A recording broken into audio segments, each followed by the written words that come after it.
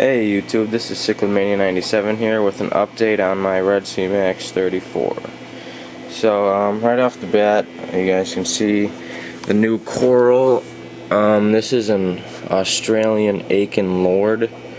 The camera really just doesn't do this guy justice. It is a really beautiful coral. It's got a lot of purple and green, and there's some spots of orange on it. But I find this to be a very cool coral. You guys can kind of see this white epoxy I put here. It was my idea to gradually put more and more of that on so it grows out as a plate instead of just growing out to cover the rock. So far, it really hasn't grown much. You see the two brighter orange spots here are two new heads on it, but that were already started when I purchased it, so there's not very much new growth yet, but so far it's doing really good. I was told I don't need to feed these guys, but I might give them some marine snow eventually, but once I get a higher stock load in here. But I heard these guys are pretty good at taking nutrients out of the water as it is, so we'll see what happens, but so far it's doing good, and hopefully I'll get more of the epoxy on going here so it can be like a plate, because I heard they'll just cover over the rock instead of growing out like a disc, which I'd prefer to grow that way, but we'll see where that goes. Bad news, the anemone did die, probably from my lack of maintenance for the product review, but it just started acting funny, and I didn't know what to do, and I called a couple local fish stores, and they didn't offer much help either. So he did die a couple weeks ago, and I was having some problems with my hammer coral. It's slowly making a recovery. I took it off of its spot up here and dipped it in some Coral RX when I got this, and I kind of overdosed it, so it got a extra blast from that, so it helped a little bit, and I've been just keeping the algae off of it. I did just shake it off and kind of reposition it in there a little bit better, so it did close up even more. The back side is making a better recovery than the front, but and overall it is doing better than it was, so maybe there's still some hope for this coral. Other than that, the fish are doing great. I haven't seen the scooter blenny in a while, but he's in there. But the angel is doing really good, nicely colored. Same with the clown, as beautiful as ever. Bright gold colors, nice maroon. The Melanaris Redsea is doing good. This is probably the first or second time I actually filmed him out in the open. But he's doing really good and nice and healthy. He's been eating really well, eating pellets and all the mysis and stuff. So he's doing good. He's really active now, swimming in and out of the rocks up front and picking around. It's cool to watch. And just missed out on the cleaner shrimp.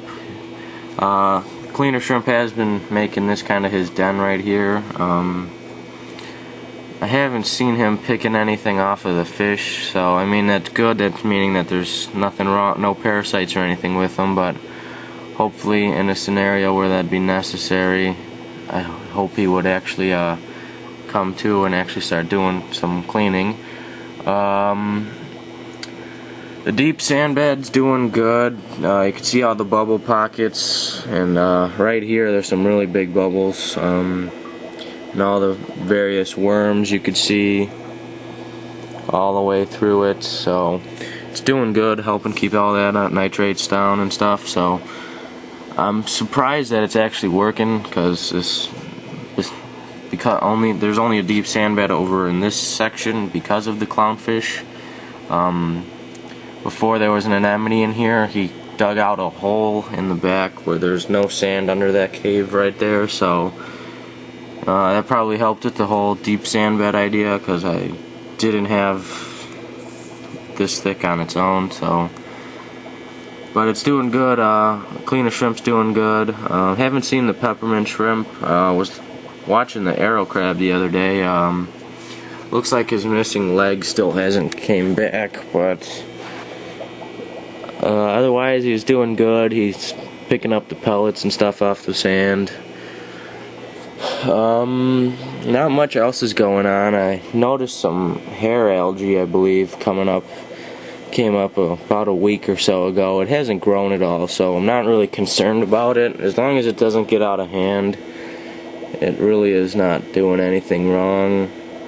It doesn't really look horribly bad, and if I wanted to take it out, I could just easily take off that little piece of rock right there, which it's pretty much attached to. So I'm not really seeing it as a threat right now. It's not growing, it's not changing, so otherwise the tank's doing good. The surface skimmer's not doing as much as I hoped. I have it down a little bit lower because the refugium was giving me problems with the amount of water in the back part, so in the back filter compartment of the tank, so I had to lower it so that could still work. But otherwise everything's doing good. The refugium's working pretty well, and fish are just doing great and looking beautiful.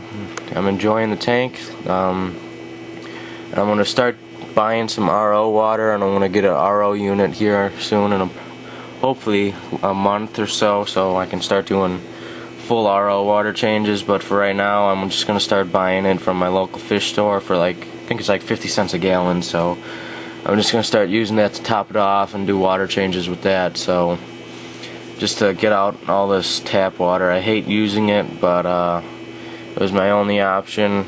I didn't want to get a crappy RO filter, RO unit, sorry, and just have it. I wanted to actually get a good one with probably at least 150 gallons a day of output, so hopefully be getting that in a month or so. But once I get that going, I'm probably going to do like a 50% water change on this and get all this crappy tap water out. So hopefully that'll help with the algae and the coral quality and color and stuff. Not that this coral's doing bad, but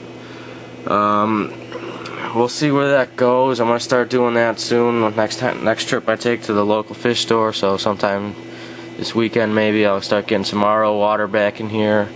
So once again, guys, thank you for watching, and this is Sicklemania 97 out.